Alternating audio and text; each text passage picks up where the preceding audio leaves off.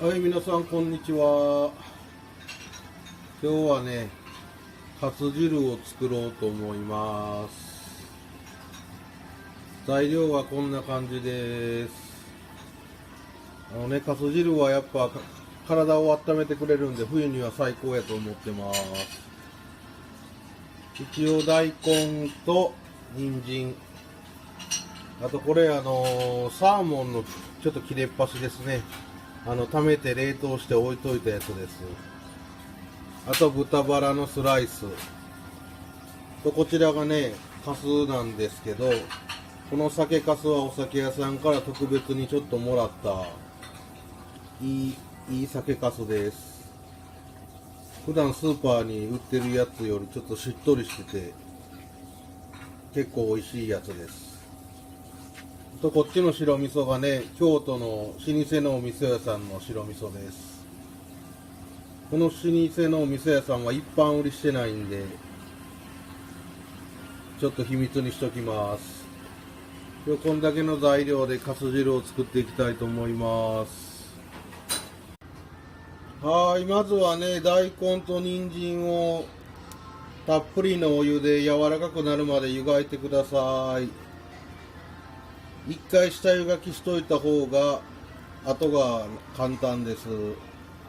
大根と人参はだいたい2ミリ幅ぐらいで少し分厚めのスライスにしてます。切り方は別にこんな感じのイチョウ切りでも半月でも拍子切りでも何でも大丈夫です。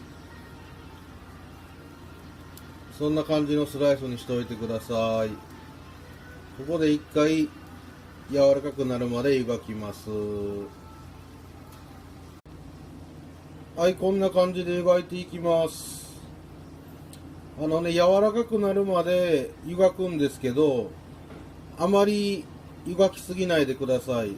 この後もう一回酒かすで作ったかす汁の中で火を入れるんで、ここでぐにゃぐにゃにしすぎるともう溶けるような感じになっちゃうので、ちょっと食べれるなっていうぐらいのもう湯がけてたら大丈夫です。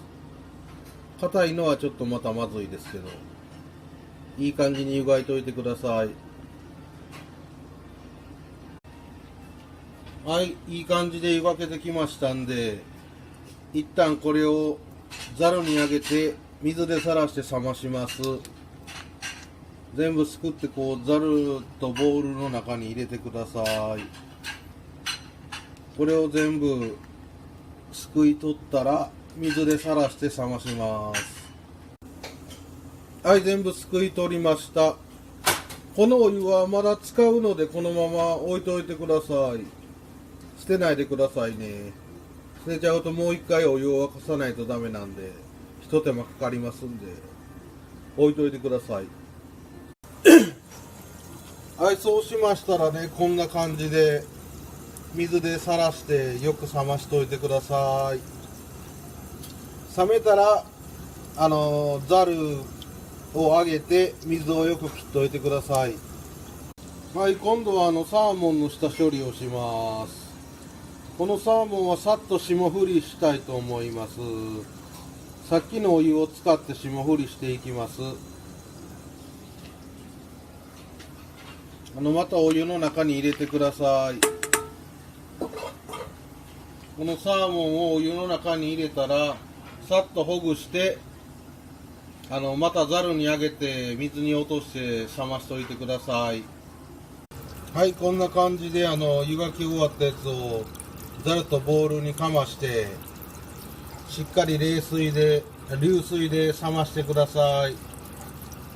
霜降りっていうのはお魚なんかの下処理の一つで、沸騰したお湯に5秒ぐらいこう通してお水に落としてちょっと表面を洗うっていう作業です。こうすることによって魚の表面の臭みとかぬめりとかがきれいに取れるので生臭くなく食べれるようになります。結構いろいろな魚の料理に使われる手法なんで覚えておいてください。そしたら豚バラも同じような感じで下処理していきたいと思います。はい、この豚バラのスライスも先ほどのお湯の中に入れて霜降りしたいと思います。はい、豚バラもこんな感じでさっと湯がいていきます。さっとで大丈夫です。もうこの豚バラをやったらこのお湯はいらないのでほかしてください。じゃあ豚バラも先ほどの大根やサーモンと同じようにざるにあげて流水でさらしてください。はい、こんな感じで豚バラ肉も水でさらして冷ましてください。冷めたら水からあげて水分をよく切っておいてください。はい、こんな感じで食材の下処理終わりました。大根、人参は柔らかめに湯がいて、サーモンは霜降り、豚も湯がいてざるにあげて水分を切っておきます。一応魚はね、サーモンじゃなくて鮭とかブリとかでも大丈夫です。まあサーモンも鮭みたいなもんなんで今回はよしとします。切れ端がいっぱい余ってたんでこれを使います。次は糖とかす汁を合わせていきたいと思います。はい、こちら酒かすをちょっと細かく切ってフードプロセッサーに入れました。やっぱかす汁は口当たりが大事だと思うのでお出汁と一緒にフードプロセッサーやミキサーに入れて滑らかになるまでぶん回したいと思います。ここにお出汁を加えます。だいたい適当で大丈夫です。かすだけだと回らないので出汁を入れるだけです。あとはフードプロセッサーをセットしてスイッチを入れます。こんな感じで滑らかになるまでずっと回してください。かす汁は滑らかさが命だと思ってます。はい、こんな感じでフードプロセッサーで滑らかにしたらお鍋の中に移していきます。はい、こんな感じでフードプロセッサーにかけた酒粕を滑らかにしたやつです。ちょっとずつお出汁を加えながら回すといい感じで滑らかになりますんで、口当たりが大事だと思うのでこれぐらい滑らかにしてください。ここまでできたら先ほどの白味噌も加えてお出汁で伸ばしていきます。はい、白味噌も加えました。あとはね、ここで軽く混ぜ合わせてお出汁を加えながら伸ばしていってください。ほんまに飲める感じのゆるさになるまで入れていってください。はい、これぐらいまで伸ばしてください。ここまで伸ばしたら火にかけます。強い火でやると焦げちゃうんで気をつけてください。あとは火にかけて沸騰直前までなったら日本酒少々と醤油で味を整えます。白味噌が入ってるんで結構いい味になってると思うんですけど、味見して整えてください。ではちょっと沸騰するまで待ちます。はい、ちょっと大吟醸のお酒余ってたんでぶち込みたいと思います。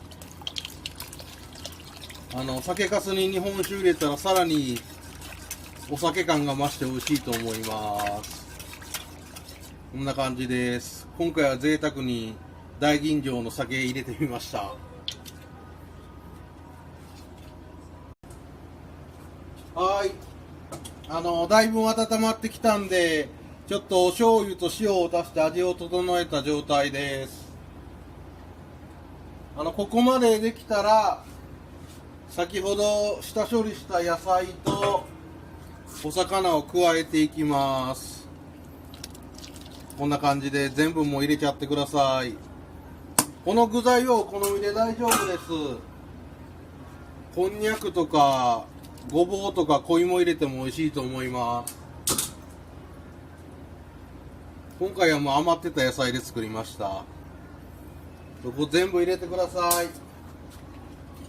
全部入れたら全体的に混ぜ合わせて、本当弱い火で5分ぐらい炊いてください。